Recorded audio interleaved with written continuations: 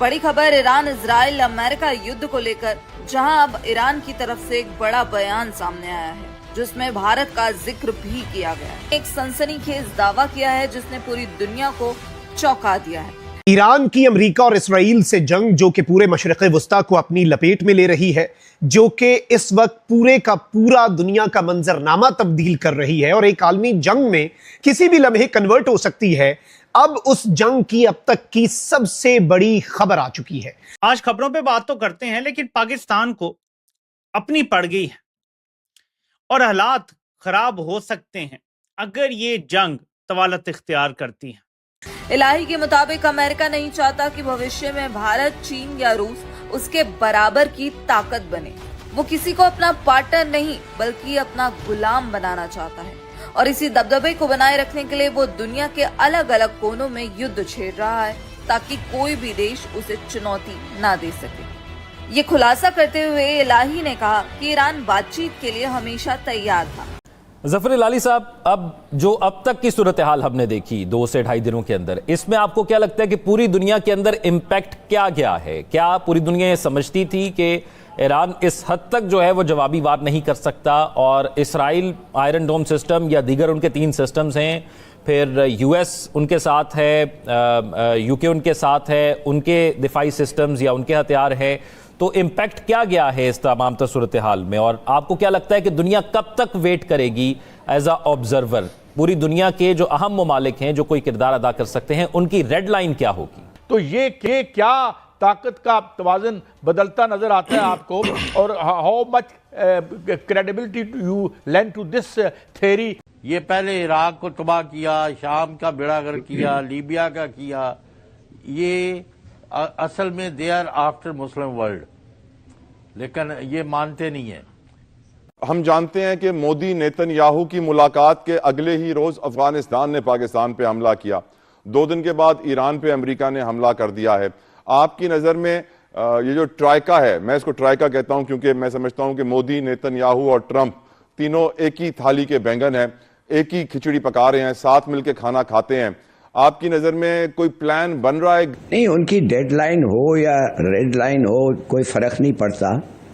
ये जंग उस वक्त तक चलेगा, जैसे ये नजमुल साकिब ने कहा है, ये जंग उस वक्त तक चलेगा जब तक the basic cause of the जंग जो है वो खत्म होगा। और वो बेसिक कॉज 2 दिन में तो नहीं खत्म होने वाला है, 2 हफ्ते में भी नहीं खत्म होने वाला है।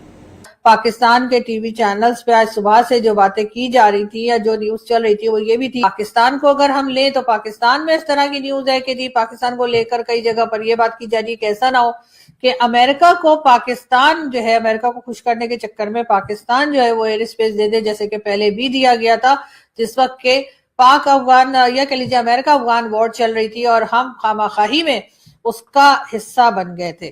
तो ऐसा ना हो कि पाकिस्तान एक बार फिर उसका हिस्सा बन जाए और अमेरिका को खुश करने के चक्कर में हम ईरान से पंगे ले बैठे या ईरान को नाराज कर बैठे, क्योंकि ईरान इस वक्त जिस तरह से अटैक कर रहा है, जिस तरह के मूड में है, उससे लगता नहीं कि ईरान जो है किसी जगह पर भी अमेरिका से दबने वाला या अमेरिका से डरने वाला है। तो पाकिस्तान को जरूर सोच समझकर ही अपने तमाम फैसले करने होंगे। और जहां तक भारत की बात है, पाकिस्तान ने 78 सालों में तेल जखीरा करने का कोई इंतजाम नहीं किया। हमारे पास कभी भी 3 से 4 हफ्तों से ज्यादा का स्टॉक नहीं होता, हमारे पास गुंजाइश नहीं है। अमेरिका 6 महीने साल भी तेल ना मिले ना तो उसके बाद इतनी गुंजाइश है, उसने अपनी इतनी स्टोरेज बनाई हुई है कि वो रख सकता है।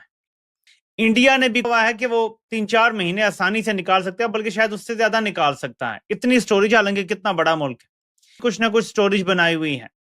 साउथ कोरिया ने जो ईरान का युद्ध चल रहा है, आपके दिमाग में कई बार आ रही होगी बात कि मोदी जी कर क्या रहे हैं।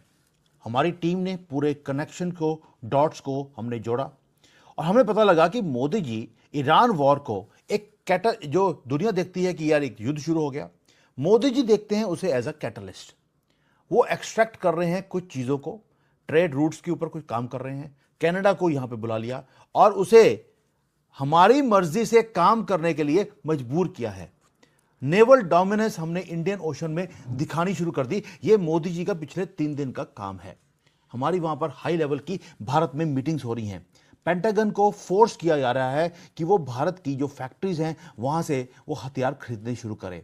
और वो सारा कुछ कर रहे हैं जब भारत दुनिया की सबसे बड़ी इमरजेंसी चल रही है, उसके बीच में वो दुनिया का सबसे लार्जेस्ट इवैक्यूएशन का प्लान उन्होंने बनाना शुरू कर दिया। हमारे जैसे लोग जो अब दुबई में फंस चुके हैं, इनको बाहर निकालने का प्लान वो एग्जीक्यूशन में है। ये सब कुछ हो रहा है और हमारी इंडियन मीडिया कोई भी बातों के ऊपर ध्यान नहीं दे रही। एनीवेज, इंडियन मीडिया को छोड़ दीजिए, वो क्या बात कर रहे हैं।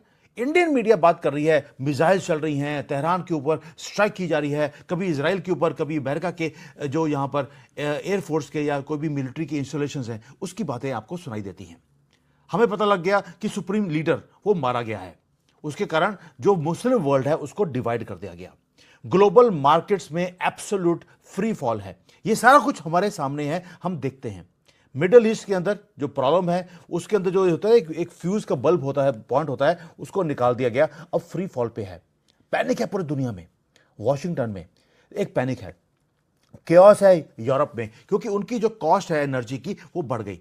और वहां से 1500 किलोमीटर दूर या 3000 किलोमीटर दूर मिडल ईस्ट से, वहां पर भारत में एक वॉर रूम बनाया गया है, जहां पर मोदी जी बैठे हैं खुद और साथ में पूरी टीम बैठी है, और वहां पे पैनिक नहीं है। दोस्तों, जियोपॉलिटिक्स में इस वक्त हलचल तेज है। ईरान और इजराइल के बीच बढ़ती टेंशन ने पूरी दुनिया को अलर्ट मोड पर डाल दिया है। लेकिन इस पूरे सिनेरियो में सबसे ज़्यादा चर्चा हो रही है भारत की। ईरान ने हाल ही में एक बड़ा स्टेटमेंट दिया है जिसमें उन्होंने भारत का नाम लिया। ईरानी लीडरशिप का मानना है कि आज की डेट में अमेरिका की मोनोपोली यानी उसके दबदबे को अगर कोई चैलेंज कर सकता है तो वो भारत, चाइना और रशिया का ट्रियो है। ईरान को लगता है कि अमेरिका दुनिया को अपने हिसाब से चलाना चाहता है और इस जियोपॉलिटिकल गेम में इंडिया एक बहुत बड़ा प्लेयर बनकर उतरा है। लेकिन यहाँ एक ट्विस्ट है। ईरान को एक बात का डर है कि कहीं भारत खुलकर अमेरिका और इजराइल का साथ ना दे दे, क्योंकि अगर ऐसा होता है तो ईरान के लिए ये काफ़ी मुश्किलें पैदा कर सकता है। पर दोस्तों, भारत की फॉरेन पॉलिसी हमेशा से ही बैलेंस रही है। पीएम मोदी ने कई बार इंटरनेशनल प्लेटफॉर्म्स पर साफ किया है कि भारत किसी भी तरह के वॉर के पक्ष में नहीं है। इंडिया हमेशा पीस एंड स्टेबिलिटी की बात करता है। हमने देखा है कि कैसे इंडिया ने रशिया यूक्रेन वॉर में भी एक न्यूट्रल स्टैंस रखा था और वही अप्रोच यहाँ भी दिखा रही है। भारत का कहना है कि this is not an era of war, ये युग युद्ध का नहीं है। आज के भारत 90s वाला भारत नहीं है। आज हमारी इकोनॉमी, हमारी मिलिट्री स्ट्रेंथ और हमारी डिप्लोमेटिक रीच इतनी स्ट्रांग है कि बड़े बड़े देश हमारी तरफ देखते हैं। ईरान जानता है कि इंडिया के इजराइल के साथ भी बहुत अच्छे स्ट्रेटेजिक रिलेशन हैं और ईरान के साथ भी बहुत पुराने हिस्टोरिकल टाइज हैं। इसलिए ईरान की कोशिश है कि वो भारत को अपनी साइड रखे या कम से कम न्यूट्रल रखे। वहीं दूसरी तरफ अमेरिका और इजराइल भी भारत के इन्फ्लुएंस को इग्नोर नहीं कर सकते।